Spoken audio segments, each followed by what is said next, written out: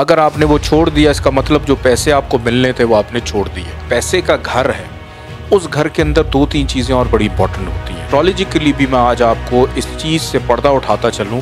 السلام علیکم ناظرین، ایک نئے موضوع کے ساتھ میں حاضر خدمت ہوں سید محمد علی زنجانی صاحب کے پاس۔ آج کا جو موضوع ہے مختصر سا موضوع ہے کہ وہ کون لوگ ہوتے ہیں جن کی جیب مال سے بھری رہتی ہے، جیب ہمیشہ ان کی بھری رہتی ہے۔ ایسا کون سا عمل، کون سا وظیفہ ہوتا ہے کہ ان کی جیب بھری رہتی ہے؟ آج یہ موضوع صرف شاہ صاحب سے پہلے حصے میں جانیں گے کہ اسٹرولوجیکل پوائنٹ آف ویو سے کیا یہ ممکن ہے کہ آپ اپنی خالی جیب کو بھر سکتے ہیں، یا وہ کون لوگ ہیں جن کی جیب ہمیشہ بھری رہتی ہے؟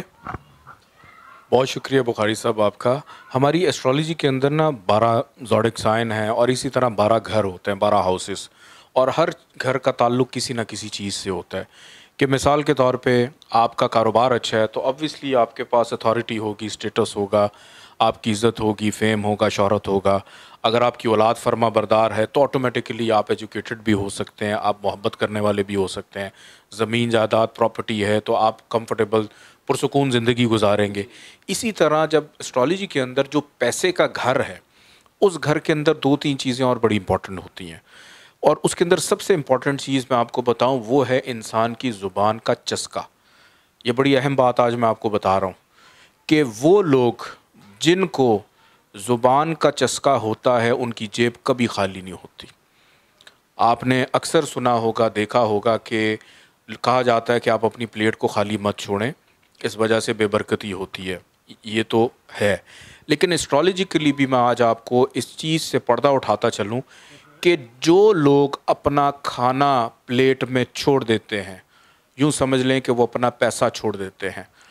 جن لوگوں کو زبان کا چسکا ہوتا ہے، ظاہری بات ہے کہ ایک ہاؤس جس کا تعلق پیسے سے بھی ہے وہ آپ کو زبان کا چسکا بھی دے گا، وہ آپ کے دوستوں کو بھی قائم رکھے گا، آپ اپنے بزرگوں کا ادب بھی کریں گے، آپ خاندانی روایات کو نبھانے والے ہوں گے۔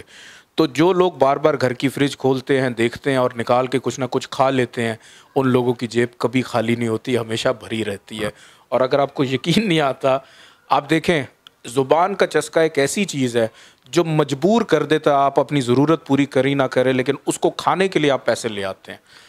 تو اس کا یہ مطلب نہیں کہ آپ چٹخورے ہوتے جائیں اور وزن آپ کا میری طرح بڑھتا جائے۔ تو یہ ایک نشانی ہے ان لوگوں کی کہ کبھی بھی اپنا کھانا ادھورا نہ چھوڑیں۔ کھانا ادھورا چھوڑنے کا مطلب یہ ہے پانی کا ایون گلاس بھی نہ چھوڑیں۔ اگر آپ نے وہ چھوڑ دیا اس کا مطلب جو پیسے آپ کو ملنے تھے وہ آپ نے چھوڑ دیے، وہ نہیں آئے گا آپ کے پاس۔ لیکن شاہ صاحب، یہ تو آپ نے ایک ریمیڈی بتائی یا ایک ان لوگوں کی نشانیاں بتائیں کہ جو فوڈی ہوتے ہیں، جو کھانا پینا پسند کرتے ہیں، ان کی جیب اللہ کی برکت سے ہمیشہ بھری رہتی ہے۔ تو ساتھ میں کوئی اللہ کے حضور اللہ کا کوئی نام بتا دیں، کوئی وظیفہ بتا دیں کہ جو لوگ فوڈی نہیں بھی ہیں لیکن پھر بھی ان کی جیب جو ہے وہ کم سے کم اتنی ضرور ہو کہ وہ اپنے ضرورت کے مطابق کھا سکیں۔